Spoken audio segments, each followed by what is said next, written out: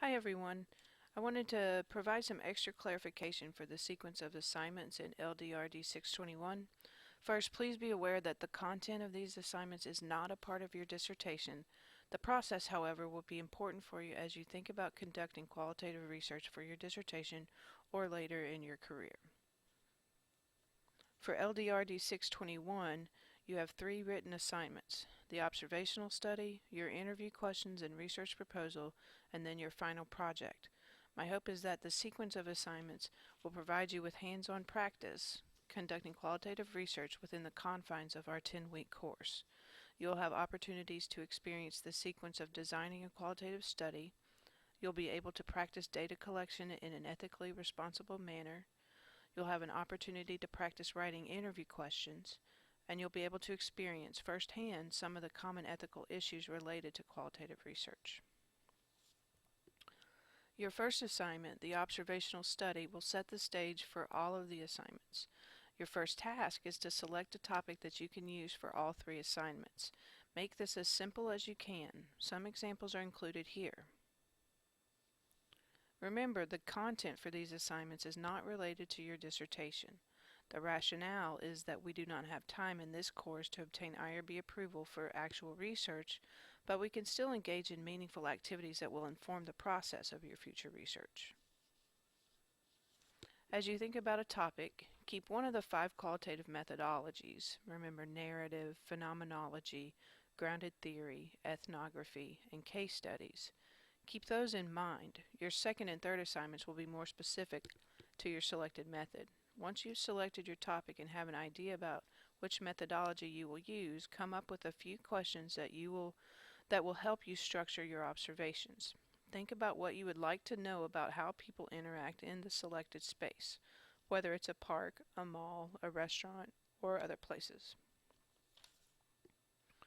Whenever you go out to observe, remember that you ought to work on remaining inconspicuous.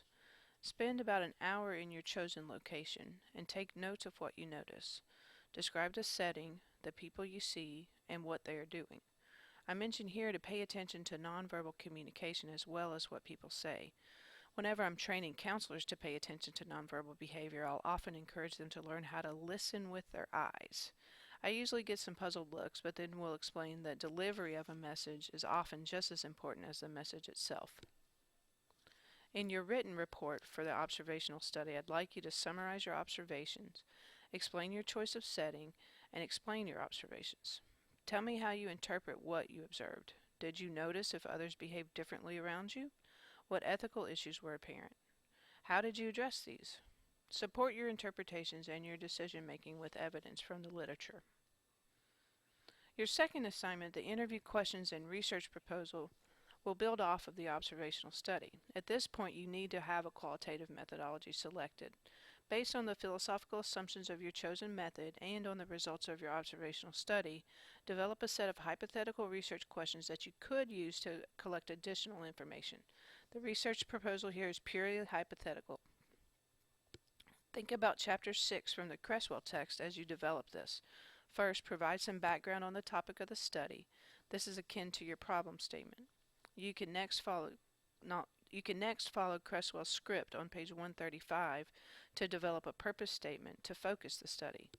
Your interview questions will then be based upon your purpose statement. I would also like for you to describe the participants that you observed. Refer back to your first assignment here.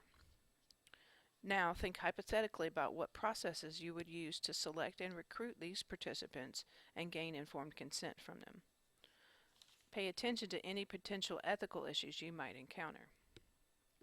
For the final project, think about this as a culmination of the first 2 assignments. First, I'd like for you to include your evaluation of the observational process and describe the value of the information you acquired. Meaning, were you able to collect information from your observation that informed your research proposal? If so, describe this. If not, how might you adjust your strategies to elicit the desired information?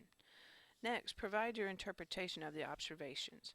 You did this in the first assignment. There's no need to reinvent the wheel here. Just include a summary of your interpretations. Next, there are several questions here that you should answer and include in your final project. Finally, I would like for you all to incorporate any meaningful and relevant feedback you receive from your colleagues on your presentation that you will post in the discussion board for week 10. Now, this is a very low-key presentation. Basically, I'd like you to prepare a short slideshow to show your colleagues the work that you've done for the class. You can use PowerPoint, Prezi, or other software.